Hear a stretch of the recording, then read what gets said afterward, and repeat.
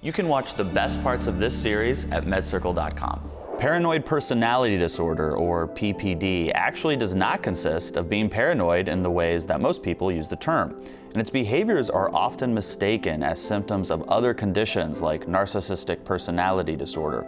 This series will debunk the mystery behind PPD and shine a light on the true signs, symptoms, and treatment options. Welcome to the MedCircle original series, Paranoid Personality Disorder, Overcoming Hypersensitivity.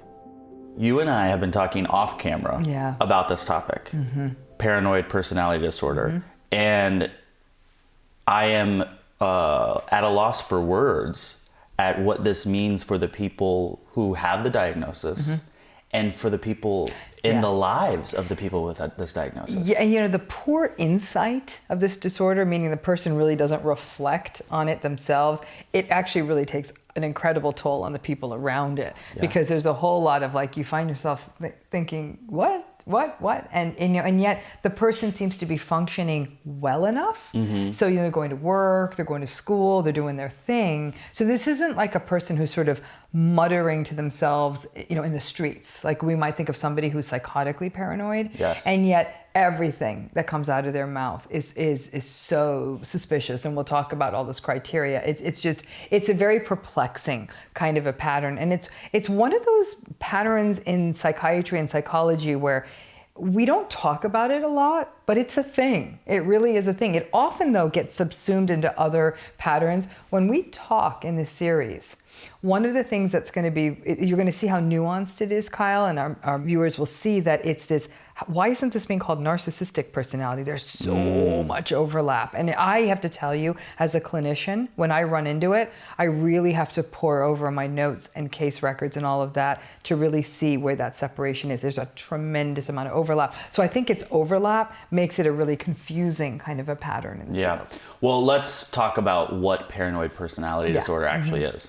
So paranoid personality disorder is a pervasive pattern of suspiciousness, distrust of others, this assumption that there's sort of threat and hostility. They do something we call ascribing malevolent motives. That's sort of a fancy way of thinking anything that somebody else is doing is kind of out to get you. They can be very conspiratorial. They'll buy into conspiracy theories and all of that, and they'll be concerned about things like whether their partner is faithful. They chronically accuse partner after partner after partner of being unfaithful in a relationship. It's a real sort of signature quality, and as a result, they often don't get involved in intimate relationships, and when they do, they're characterized by suspiciousness. Finally, they're very, very hypersensitive. They think people are looking at them the wrong way. They think people are saying things to them. You know, a person will say something, they'll read hidden messages into it. They also tend to do things like hold grudges. They're incredibly unforgiving. And so all of this can make for a really kind of a interpersonally very rigid person that's incredibly difficult to get along with. It's hard for them to get through the world, but somehow many of them do. And if they do have a lot of power or privilege or money or something like that, they will exert that paranoia in the workplace. For example, they will like check everyone's bag when they leave the office to make sure nobody took a pad of Post-its or something like that. That might be the kind of thing you'd see with somebody with paranoid personality. Unlike a lot of the disorders we talk about, this one, at least the name lends itself to some of the symptoms, paranoid. It does, but it does and it doesn't. Okay. If I ran the world, I'd probably name this hypersensitive personality disorder. On that note, myself and millions of others also wish you ran the world. Just in general, I want that to be very clear. Well, there would be a nap every afternoon. I can tell you that right now if I ran the world. Every afternoon. I'm all about the afternoon nap. Okay, so go back to that bit. It should be hypersensitive. I think it should be called hypersensitive personality disorder. To me, paranoia should be a word that's really reserved for a break from reality. So paranoia, to me, I've always thought of it more as the CIA is monitoring my house. The FBI is downloading my brain. The Mars rover is actually merely, there's a whole nother Earth up there. Like that kind of thing. It's sort of, what we traditionally think of sort of conspiracy theory, flat Earth kind of stuff. That feels more paranoid to me, that there's a break from reality. In this usage of the term, it really gets at this idea of everyone's out to get me, but they're able to give a rather well-crafted argument that's really based on a misinterpretation. The person may have given them a look like, but usually it's because it's what the hell are you saying? But it's, they're doing this because it's very much they're confused, but the person with paranoid personality who's receiving that will view that as a slight, will view it as an insult, will view it as a criticism. And so then as a result, they'll start getting very combative with them. So they're finding proof to prove that their paranoid assumptions are true. I think that's beautifully put. They're very confirmatory. They look for confirmatory evidence. There was actually some really interesting theoretical writings on this one, because for people, this person, I think they've written about this in the 1950s or 60s, and I can't remember the theoretician's name, but it said there's a real paradox here. They think that everyone's out to get them, and they're not really understood, and yet they're willing to believe any shred of gossip. Does that make sense? Like they're willing to believe all these weird theories from the outside, but then they also think that no one's telling the truth. Right. So it's a very confusing, and that's why I think people are very confused by them. And there have been some people who have observed in more severe variants of paranoid personality disorder, they can have moments where their paranoia is severe enough to almost look psychotic. Yeah. We hear the term in mental health, paranoid schizophrenic. Yes. That is not this, though. That's not this. See, then that's that word paranoid. Right. You see, paranoid is a descriptor. Yes. So in schizophrenia, when that term is used, it is used because that individual with schizophrenia is perceiving that others in their environment or other institutions in their environment are setting out to do harm to them. Many times that's accompanied by auditory hallucinations where they're hearing voices that are out to get them, as it were. And so they act in accordance with that, which can be very fearful. In some cases, it could actually even be violent. It's a whole range of responses, as you would have if you genuinely, truly believed someone was out to get you, without that sense of threat, though. It's beyond a misinterpretation. But that's why I'm saying that word paranoid is a tricky word. And interestingly, folks like Theodore Milan, who's a very famed personality theorist, he actually came back to this idea of paranoid personality and sort of took it apart and broke it down to subtypes, that some people like this are very stubborn, some people like this are very contemptuous, some people like this are more like conspiracy theory types. Some people like this are really malignant. They're almost like they're always looking for a fight. So they always see negative motivations in everyone. They almost always have a grimace and an angry look on their face. And you didn't seat me in the right place because you don't like me in the restaurant. You didn't, you cut me off in traffic because you're out to get me. Everyone is viewed through that. They can actually be somewhat dangerous.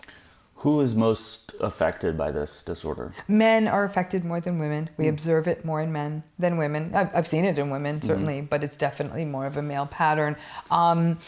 There's not a lot of good epidemiologic research on this one. And we know that the rate in the population is probably somewhere between 1% and 2%. It's probably very underdiagnosed. Right. And it's also very likely that a lot of these patterns are subsumed in another disorder, narcissistic personality, avoidant personality, a disorder called schizoid personality, or the person may actually be frankly psychotic, in which case we wouldn't diagnose this. Right, that makes sense. Are there physical health ramifications for someone who has this disorder? A person who has paranoid personality disorder may be very suspicious of, for example, a healthcare provider.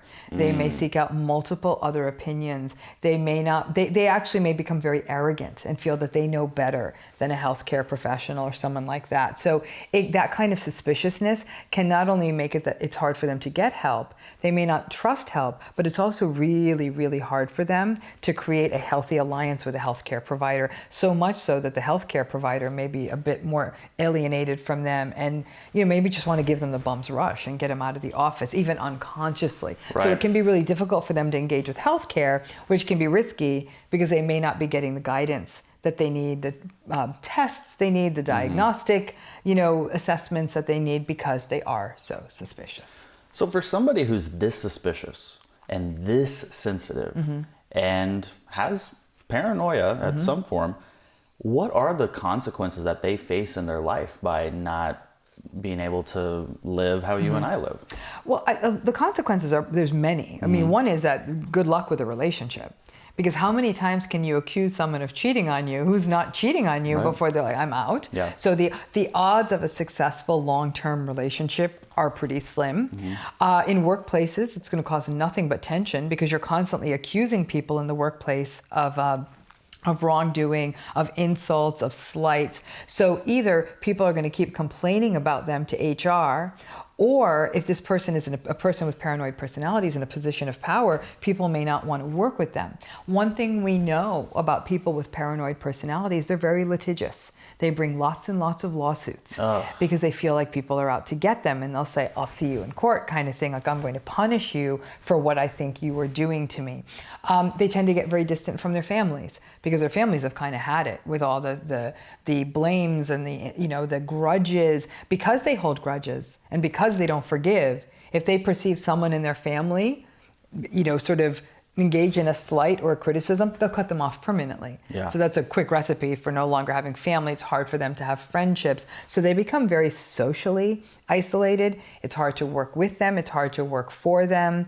And it's hard to have them work for you. Right. And it's almost impossible for them to have close, intimate relationships. So over time, they do become quite isolated. They remain very angry at the world, and then they often slide through the cracks of the mental health system because nobody quite knows how to help them. Yeah. When you say all that, it reminds me of some of the stigma associated with BPD. Yes, very much so. How a lot of people go, you know what? Yeah. I can't touch this. This is too difficult. Here's a big difference. To me, when I look at the data and the research on dialectical behavioral therapy, what we call DBT as a treatment for borderline personality, the outcomes on that are pretty good, especially in terms of managing things like suicidal ideation and safety and helping people deal with all the moods that are all over the place. We see that clients with borderline personality disorder, because of their internal discomfort, are often more motivated to enter and see through treatment. Not the case with paranoid personality. And in fact, the treatment literature is not very encouraging. Well, that makes sense. We covered a lot in this series, but there was one part that really stuck out to me, and I want you guys to get a sneak peek of that. So take a look at this. And as we're speaking about this, Kyle, take a step back and think of how many times paranoia has been a trope in our films, television shows, and novels. The futuristic or dystopic story about somebody who's in a world where everyone's downloading your brains. And now we're living in a time where, because of data and tech and privacy, paranoia levels are going up, up, up. And I hate to say it, not to sound paranoid, there's some reason for that.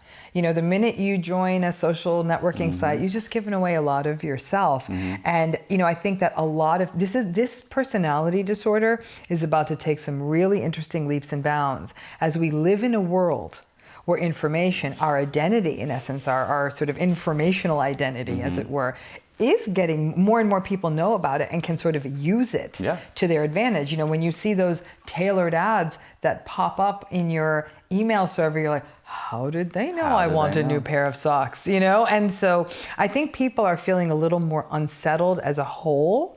I think people are trying to think critically, what does this mean? There's certain convenience to this, but there's not. That's a higher order way to think about it. For these folks, everything is hostile. In fact, they comb their environment for threats.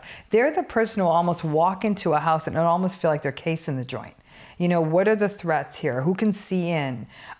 There's an old yarn about how when you're in the mob, you always take a table where your back is to the door. They call it the mafia seat, right? And so it's like we're coming into like a mafia seat kind of world where everyone's concerned about having their back to the room. But I think we're tongue-in-cheek about that a little bit. For folks with paranoid personality, they really just always want to make sure their back is against the wall so no one can come out and shoot them in the back. Yeah. And on the note of being in a digital world that has access to our information, it's one of the reasons that MedCircle has not allowed advertisers on the Yes. MedCircle platform. Yes. We ask for very limited information just so we can deliver Yep. the content, and we don't share it with anybody. And I'm not Yeah. saying that as like, oh, go MedCircle. It's because when we're talking about mental health, Yes. this is not something that should be shared or exploited that way. I do agree with that, and I think that that's a struggle as people try to get health information online. Then they're worried, like, what kind of footprint have I left out in the world? And so, but again, we're all struggling with that as a society and as a culture. With paranoid personality styles, again, it's much more generalized, and these things are without justification. It's not as though that person really did give them a menacing look. They may literally have been looking at someone on the other side of them, and they will make it about them. Now, although treatment is maybe more difficult for someone with PPD, is there still hope for them to start living a more stressless life? You know, because the stress is almost self-imposed through their misinterpretations in the environment, probably where treatment can do its best work is to give the person an alternative hypothesis. Say, I hear you. I can totally understand why you think that person might have thought that. Is it possible that they could be thinking this? So a lot of the work of therapy is cognitive behavioral work, where you're trying to encourage looking at alternative perspectives. The hard thing is that by offering that alternative perspective, the client with paranoid personality may often feel that you're now in on the sort of the larger world out to get them peace. So a lot of the work of therapy with folks with paranoid personality is very alliance building work. It's almost like, here I am. I'm willing to hear you. Yeah. I'm willing to hear your point of view. I'm not calling you out and dismissing you. Yes. You know, I can, and really empathizing, like, wow, if, you know, given if that was the case, and if is a very powerful word in that sentence, if that's the case, that must have really hurt. So you're normalizing that if that was the case. And by using if, it's a subtle, Oh, I'm going to use that. but it's everything. It's everything. so going to use that. You know, it's not you're saying, well, since that happened, Yes. since is very different. Yeah. If that happened, it must have felt awful. Yeah. You know, and so it's those kinds of subtle things, but I would say a lot of the work of therapy here is developing an alliance and not trying to say, yeah, no, that sounds like really off and you have to be terribly wrong, because then the client won't come back. Right. And then you're not going to be able to do anything, and you're going to give them one more piece of data that the mental health establishment is out to get them. That's right. What will viewers get out of this series? Viewers will get a glimpse at a personality pattern that's not often discussed, but that they may actually be encountering. And here's an interesting bit about this series. You may not be encountering this in your own personal life, family life, or professional life, but you may be seeing it in the world at large. For example, you might follow news websites where there's people who get really entrenched in what feel like really paranoid opinions. If maybe this will give them a framework to not be so like, why is this polarization happening in the world? Some of it may be driven by this 1% of people who really do have this paranoid style, and maybe the ones who are more likely to participate in these discussions on a whole variety of news boards and news sites and all of that about what's happening in the world. And what they may often do is foster these conspiracy theories out there. So I'm hoping this may give our viewers a real glimpse at, like, you know, be very careful when stuff's not carefully vetted, because people with this personality pattern will often really put the time and effort to almost share their paranoid ideation with the world, which can foster more paranoia. The best way to create more suspiciousness is to be with suspiciousness. You know, when you work in a suspicious workplace, you start becoming suspicious of everyone and everything. So in that way, paranoid personality has an almost infectious feel to it. I really hope that this series helps inoculate people from that. Yeah. Well said. Well, I am very, very excited to get started. I'm Kyle Kittleson, and remember, whatever you're going through, you got this. Thanks for watching. Your next step is to go to MedCircle.com and finish watching this series. There you can also access other series and get actionable advice and simple explanations. Continue your mental health journey at MedCircle.com, and I'll see you there.